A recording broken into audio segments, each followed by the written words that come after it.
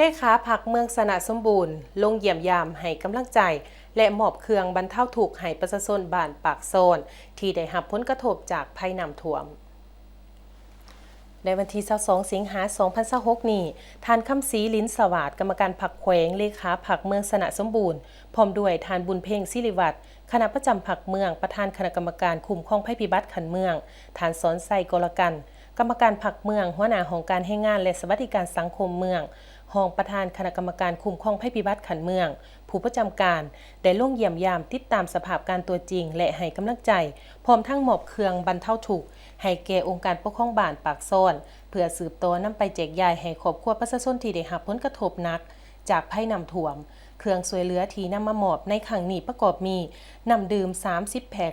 มีสำเร็จรูป2แก๊สไข่ไก่2หมัดปลากระป๋อง4แก๊สและข้าวสารจ้าว2สอบรวมมูลค่าทั้งหมด6ล้านกว่ากีบซึ่งได้รับการสนับสนุนจากสภาประชาชนแขวงจำปาสักการนำแขวงสมาคมชาวเวียดนามประจำแขวงและองค์การปกครองเมืองสนะสมบูรณ์เป็นเกียรติมอบโดยท่านคำศรีลิ้นสวัสดิ์เลขาพรรคเมืองสนะสมบูรณ์และตั้งหน้ารับโดยท่านนางพรสวรรค์พิมมาสินรองนายบ้านปากโซนโดยมีคณะกรรมการคุ้มครองภัยพิบัติขันเมืองและพ่อแม่ประชาชนเข้าร่วมเป็นสักขีพยานภายหลังสำเร็จพิธีมอบรับเครื่องช่วยเหลือดังกล่าวแล้วท่านเลขาพรรคเมืองพร้อมคณะยังได้ลงพื้นที่ตัวจริงเพื่อติดตามสภาพการและเยี่ยมยามให้กำลังใจประชาชนอย่างใกล้ชิดบ้านพัฒนาปากโซนเป็นบ้านหนึ่งที่ตั้งอยู่เรียบตามลำแม่น้ำเซโดนเมืองสนะสมบูรณ์แขวงจำปาสักย้อนเป็นพื้นที่ลุ่มต่ำจึงมีความเสี่ยงสูงต่อการเกิดน้ำท่วมในทุกๆปีโดยเฉพาะปีนี้ย้อนมีสภาพฝนตกหนักติดต่อกันหลายวันเฮ็ดให้ระดับน้ำเซโดนเพิ่มขึ้นอย่างไวและ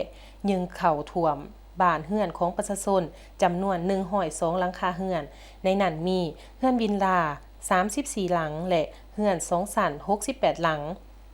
มีผู้ได้รับผลกระทบ510คนยิ่ง263คน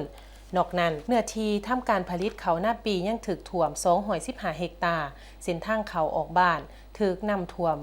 ขังยาว200เมตรบางจุดเลิก2เมตรส่งผลให้รถทุกชนิดบ่สามารถสัญจรได้และต้องได้นำใส่เรือเป็นพาหนะหลักปัจจุบันประชาชนบางส่วนได้เริ่มเคลื่อนย้ายสัตว์เลี้ยงไปไว้อยู่บอนที่สูงเพื่อความปลอดภัย